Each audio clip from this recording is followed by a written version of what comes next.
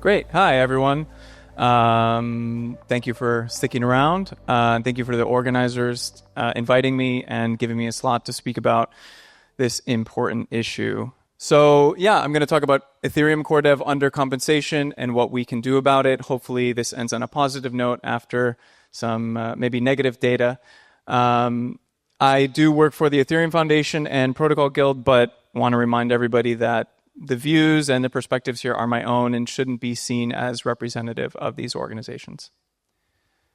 So I want to start with this quote, and apologies, I'm going to turn back and forth. Just because you do not take an interest in politics doesn't mean that politics won't take an interest in you. This is attributed to Pericles. Hopefully that's correct.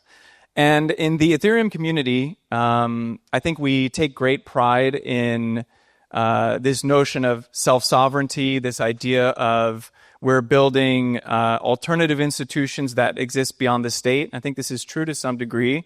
However, I want to remind people with a different version of this quote and frame it as just because we don't take an interest in the state or capital, these existing power structures that we're ostensibly operating outside of, that doesn't mean that they won't take an interest in the protocols that we're building. And I'm reminded of a declaration of the independence of cyberspace. If you're familiar with this piece from the late 90s, very famous manifesto by John Perry Barlow. And it was this perspective about the internet and cyberspace broadly is this new world, this new independent world that's going to operate independent of nation states as we know it. And of course, with the benefit of hindsight, we can see that this is an incredibly naive, though hopeful perspective. We know it didn't play out as he was expecting, right? Nations and capital have intermediated the internet in many, many different ways over the past 30 years since this was written. So I would encourage us to always keep this in mind.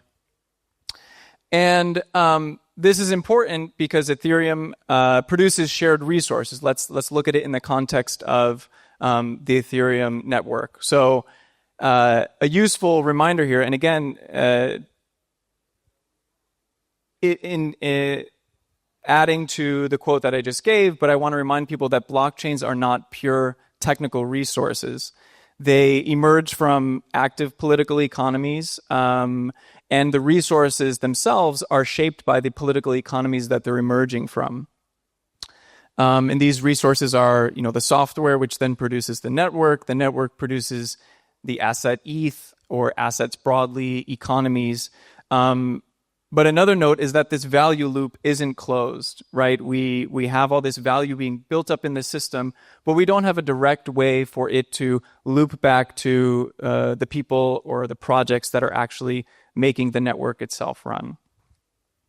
And because all of this value is bound up inside of it, this makes them a target for coercion, for capture, for extraction from large capital actors, state actors, anybody who has an interest in the system itself. And this is not a new problem. Underfunding and coercion are not new problems for open source software. This is a tale as old as open source has, as long as it's existed, this has been a challenge. If you're aware of Heartbleed or any, it seems like every year there is a new large-scale compromise due to underfunded open source contributors. So I'll go through a couple just examples to drive this point home. So first, there's this great paper from early 2024 about the value of open source software. They tried to put some dollar numbers, and it's pretty striking. So the cost to recreate all the software is between 1 and 6 billion, whereas the value consumed downstream, if all of these companies, you tallied up the value that they're actually making from the open source software, it ranges from 2.5 to 13 trillion. So several orders of magnitude. On one hand, this demonstrates the incredible virality of open source software. This is an incredible attribute of what this can enable, is that a small project being developed by a single person can have massive effects globally. It can be used by multinationals. But it's clear that there's a discrepancy between the value that is required to maintain the software and the value that people are actually taking out of it. And continuing on this trend, I'll point people towards Linux. If you're familiar with that ecosystem, you'll know that Red Hat is a major project within that ecosystem, and there's a great book. If people they're curious more about this topic, I would recommend this book, Incorporating the Digital Commons by Benjamin Birkenbein, where he analyzes this case study of Linux and its relationship to, Red Hat and its relationship to Linux. Initially, they start off as a positive sum contributor in the late 90s, and then over the ensuing 30 years, their posture changes towards the broader open source ecosystem. They get acquired by IBM, and now they are quite hostile in some ways towards the open source ecosystem that made them a multi-billion-dollar project. And then similarly, if you're familiar with Chromium, this is the foundation for basically all web browsers today, and it's a framework that's maintained by Google. And again, if you're looking for more things to read, check out this paper. It's a great case study. And the telling quote from the abstract is that control of open source projects can grant companies logistical power that enables them to influence standards and shape the internet as an infrastructure for digital capitalism. So all of these examples just to lay the groundwork for this is a problem in open source software, and it's kind of gnarly in a bad way and difficult to solve just because there's a lot of value bound up in these systems and large entities want to influence them. So let's take a look at the Ethereum political economy. This is a snapshot of the sets of individuals and projects and organizations that are engaged in working on Ethereum core development in 2025. As you can see, the Ethereum Foundation is obviously a big participant in this stewardship of the complex software ecosystem, but is by no means the only organization. Maybe you recognize some of these other names, but there's a whole bunch of them. And it ranges from other nonprofits to commercial entities to independent contributors. There's a huge range, some academics. But for the entities themselves, they have a variety of funding paths to actually support this work, some of which is more compelling than other paths. So to start, it's unlikely that they'll be able to monetize via the license. I've been having a few conversations this week with people who think about open source software, who are kind of in touch with this parts of the community, and there have been proposals that we should make a new license. This is an ambitious proposal, but ultimately it's going to be a really quite an uphill battle to get a new license that kind of bakes in funding models at that level. Not saying it's not worth trying, but it is a very, very big order to try and tackle. Some of these entities treat this as a cost center, where they know they're not going to make money and they just subsidize it as part of the larger organization. For example, the Ethereum Foundation is not looking to make money from the research that it provides or the software that it produces. And this is part of its role as a nonprofit steward of this complex software ecosystem. Or other entities might not try to monetize it directly because they want a seat at the table. They want to have a voice in the governance process. Other ways that these projects can monetize is through donations. For example, Protocol Guild, the organization that I am a part of and help to steward, grants from the Ethereum Foundation or government entities. Some of them will make custom client versions for other L1s or different L2s, or they'll build consulting services around the client. So there's a range of options. But by and large, it's still a really big challenge to find sufficient funding to support this work. And the question, when I'm talking broadly about undercompensation, it's not just for today, but for the long-term perspective. How is this work going to be funded sufficiently on the long-term perspective? These are not new challenges for Ethereum either. In the same way, it's not a new challenge for open source software.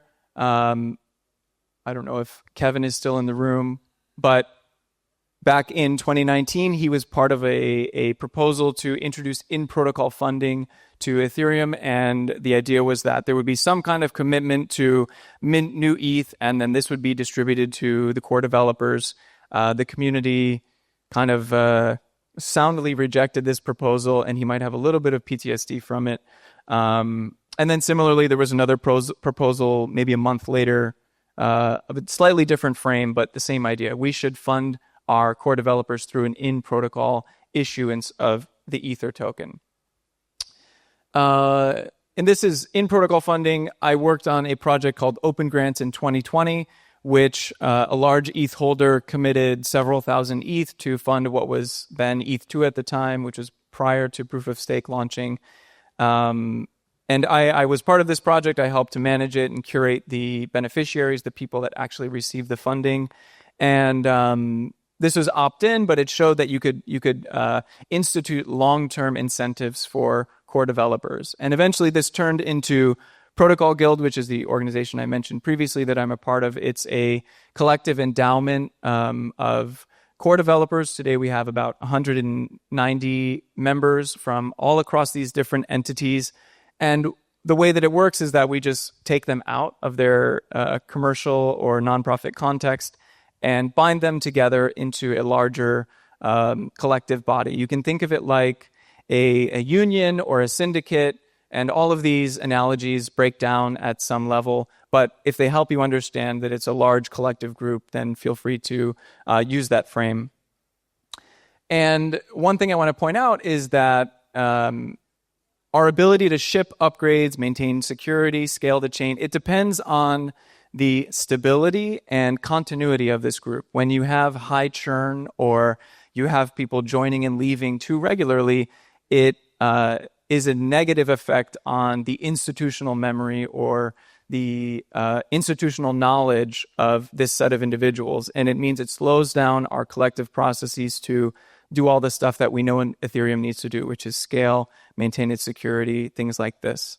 And once we have this kind of collective representation of all these core developers, we can do interesting things with it because it's more legible at a broader scale. For example, direct funding to it.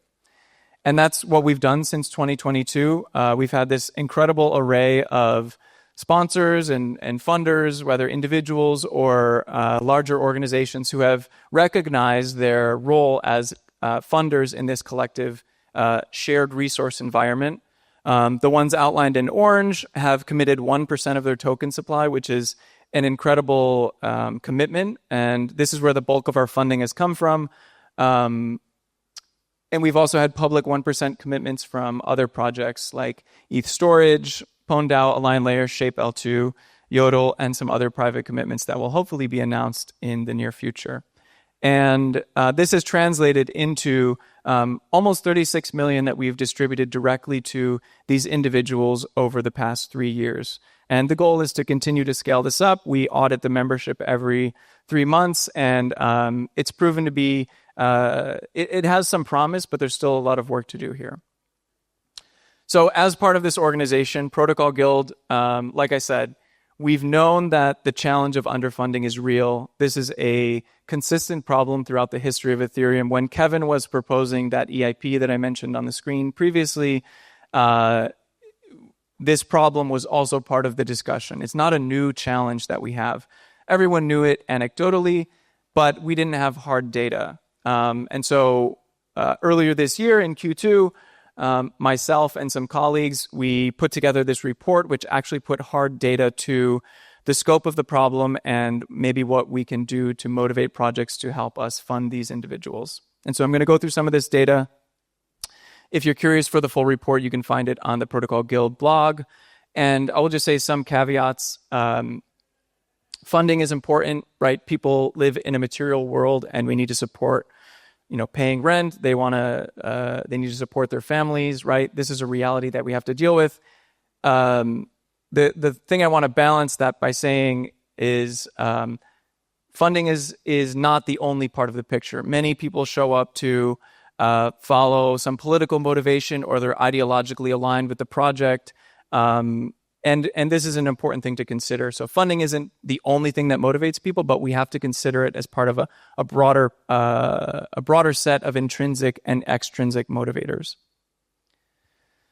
So the effects of undercompensation. This is a tweet. I think that core protocol contributors should be well compensated. And when we don't do this, there's a couple trade-offs that we might end up getting stuck in. So first, it limits our ability to compete for talent. There's a lot of money in the crypto industry, and not a lot of it goes towards public goods. And so when we underfund public goods or shared resources, common resources, we end up limiting our ability to compete for talent. And this is bad if we want to, like I said, scale the chain, maintain the software, ensure we end up with the most secure settlement layer for all kinds of projects to use.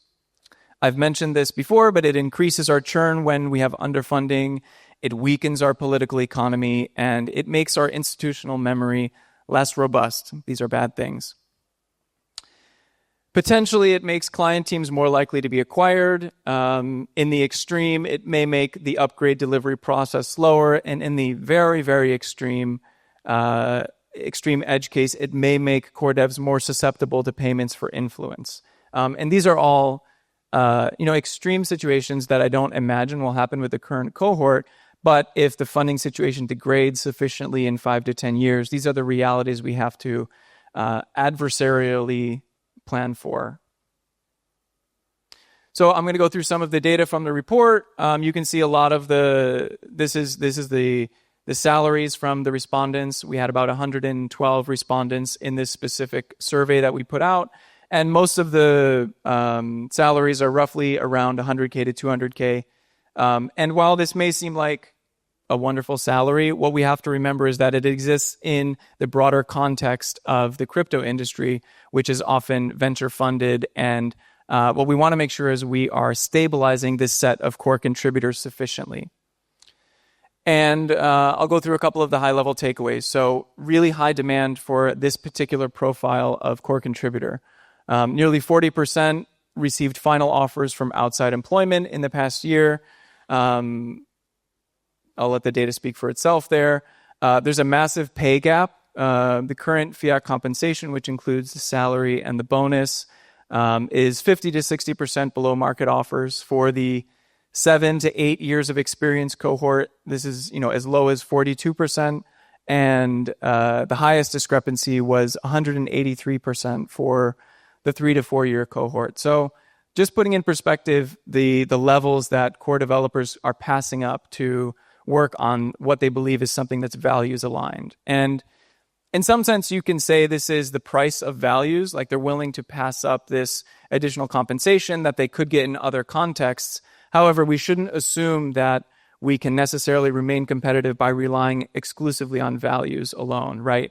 There are nonprofits or internships that don't pay any money, and you will only attract a certain kind of profile. I'm not saying we're quite at that extreme end of the spectrum, but we have to be aware of and be reminded of the context that we're operating in when it comes to talent in the Ethereum core dev ecosystem and the Ethereum industry broadly.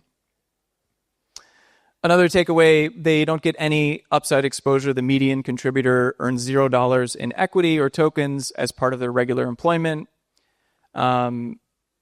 And Protocol Guild has had a significant impact. So this funding made up almost 1/3 of the total compensation package, the funding that we're soliciting from the broader ecosystem. So I'm really proud of this impact, but we still have a lot of work to do. Similarly, the Protocol Guild funding is rated as very or extremely important by 59% of the members in support of their ongoing work. And that's the last two, very and extremely important. And this is still at relatively low levels. I think we provide around 70 to 80K USD to the median member with the goal of increasing this so we can provide a kind of consistent endowment to these individuals. It's a little hard to see on this graph, but maybe you can see these little triangles. The reason why I'm even talking about this is because this funding is part of a rolling endowment. Eventually, it will run out. You can see the 1-year vest as part of the pilot on the bottom left of this graph, and then the large spikes with some of these 1% pledges that we received in 2024. So eventually this will run out, and hopefully we can supplement the existing funding with additional 1% pledges or different mechanisms to support this, the core devs who are doing this important work through voluntary funding. And I think an important frame to be reminded is how we compare to Bitcoin, right? We often, in the Ethereum community, like to point out Bitcoin's flaws. We'll laugh at their ignorance about the declining security budget, right? That they just have their heads in the sand and they're really not paying attention to this, what seems to be an existential threat. However, we're not paying attention to this in Ethereum, or there are some people, but the broader community doesn't seem to pay enough attention to it. So we have this problem that sustainable and scalable funding is our own existential problem, and it's here today. It's not going to come in a few years. We need to start thinking about it now. So the question is, what can we do about this? If your first thought was that the Ethereum Foundation will cover this in perpetuity, it's going to fund all public goods forever, that may be the case today, but unfortunately, they've recently put out a blog post outlining how they imagine the next 5 to 10 years going, where the Treasury will be, spent at certain levels, and then it will eventually transition into a long-term endowment. And this entails, we can't assume that the ETH price will double every year, right? Markets are uncertain. We have to plan for the long term. Where does this funding actually come from in a world where monetization is quite challenging for these software projects? And the quote is, the EF expects to remain a long-term steward, but envisions its scope gradually narrowing. We intend to reduce annual OPEX roughly linearly for the next 5 years. So this is kind of the window that we have to think backwards from and start planning in advance where this funding will come from. And I'll go through some of the options we have. There are trade-offs of opt-in funding, opt-in meaning voluntary or people choosing to make donations. And the first one I think that is most interesting in the blockchain context is that networked resources turn markets into commons. And if you like memes, you can think of it in this context. Blockchains have this unique capability of being extremely transferable products, where you can just take your private key or your liquidity and move somewhere else. And the broader question is, will we be able to replicate this Web 2 patronage model where you have organizations like Meta or other large technology companies who will donate some of their budget towards open source projects, and this is what sustains them, but maybe only on a subsistence diet. And if we constantly have yields compressing, which is ultimately good for user welfare, will we be able to reproduce these Web 2 models in a blockchain context? And for me, it's unclear. Or at least there would need to be significantly more volume or liquidity to skim off the top of in the form of donations. The other challenges here, you're probably all familiar with the free rider problem and donor fatigue, right? If we're only ever asking individual projects in isolation, I'm more likely to go back to a project that donated in the past to see if they're willing to contribute again. Ultimately, this will, they'll eventually say no, and this is what donor fatigue is. The free rider problem, again, for anybody not familiar, is if we ask somebody to fund, we produce a shared resource, many other people benefit without actually supporting the cost to maintain this resource. So this is a challenge of opt-in funding. And then finally, many apps are multi-chain. It's not just Ethereum. They may deploy on other L1s or L2s, so their focus isn't necessarily to be exclusive to Ethereum, and this is a consideration we have to be aware of. Increasingly, I've seen discussions about in-protocol funding. Again, there was discussion about this 6 years ago. There's discussion about it now that seems to be returning. And I'll just go through some of the trade-offs or the design space here. This is one of the proposals that's been floating around from some people in the community. And it uses a Condorcet gas limit-like voting mechanism. And this is an intermediate proposal which is somewhere between opt-in and in-protocol in that it redirects some percentage of validator yields, but it applies to all validators as a collective. So this is an interesting intermediate protocol. I have some thoughts about the trade-offs that this is making, whether ETH holders should have a say in redirecting or minting new ETH as part of this, but it would make the proposal more complex. Other people have proposed we should redirect the burn. there's a lot of trade-offs here. Changes monetary policy. Similarly, for a per transaction fee or new issuance. Basically, what I want people to understand is that every in-protocol mechanism comes with some set of trade-offs, and it's going to take a lot of time to socialize this idea and, let's say, expand the Overton window broad enough such that people are comfortable with the specific selection of trade-offs that any single proposal makes. So yeah, 2 guidelines. Any mechanism needs to have clear checks and balances, and the destination or the beneficiary, if there is any kind of in-protocol mechanism, it needs to be sufficiently de-risked that it demonstrates it can allocate the order of magnitude of funding that would be coming in. It has demonstrated this capacity to allocate funds without blowing up or causing unexpected externalities. So as I'm wrapping up here, I want to point people towards this report from earlier this year by Fidelity, which proposes that we should think about blockchains as emerging economies. And this is an interesting frame for me because I can't think of any nation state or network state or a functioning economy that really is able to subsist on donations alone. Is Ethereum going to be able to bootstrap this voluntary norm, whether it's the 1% pledge or other mechanisms? Will it be able to actually bootstrap these norms well enough in advance to hopefully provide robust infrastructure for the broader global economy? This is an open question. And I want to, as I wrap up, I want to say it's not just about paying people fairly or proportionate to their impact. When we provide adequate funding for core developers, this is a defense against capture.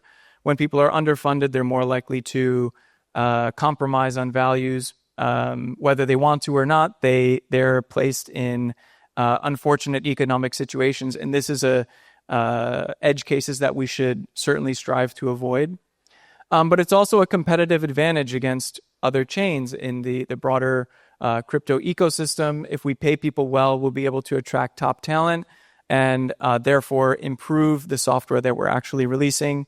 And not just other chains, but Web2 incumbents, right? We have to consider not just our industry, but the broader tech industry and understand that we need smart people to show up and stick around. And in doing so, make infrastructure that's going to last and be scalable. So the final phrasing I would give is that we can't afford to not solve this problem. Hopefully this was been an interesting overview of the challenges in open source software and both core development, the ideas of coercion and capture and extraction, how we can avoid it, hopefully. I'm optimistic. There's still lots to do, and hopeful that maybe somebody in the audience will be able to help contribute towards this important funding model. So if you are interested in maybe one day having your logo join these wonderful projects on the screen, come talk to me. I'd love to chat. Or, whether it's the 1% pledge, we're also trialing this idea of sponsor or adopt a core dev, which is an annual commitment to roughly cover the compensation gap that they pass up to work on core development, which is about $160K per year. And this is a recurring, more sustainable model that we're piloting.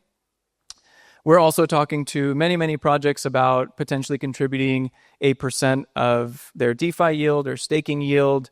It's going to differ depending on the context, but happy to talk about what would be best for your context if you are a project interested in providing this kind of support. Yeah, something else maybe. All right, I'll end there, and I think I'm right on time. So we have room for questions, and would be happy to answer them if there are any.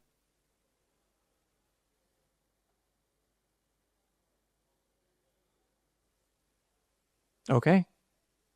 Thank you again.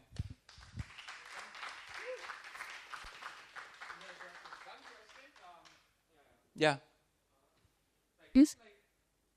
What are your thoughts about Alt L1, and how should we approach them, because they can leverage the insights and the work of cold tests, but they also have an incentive to rely on it.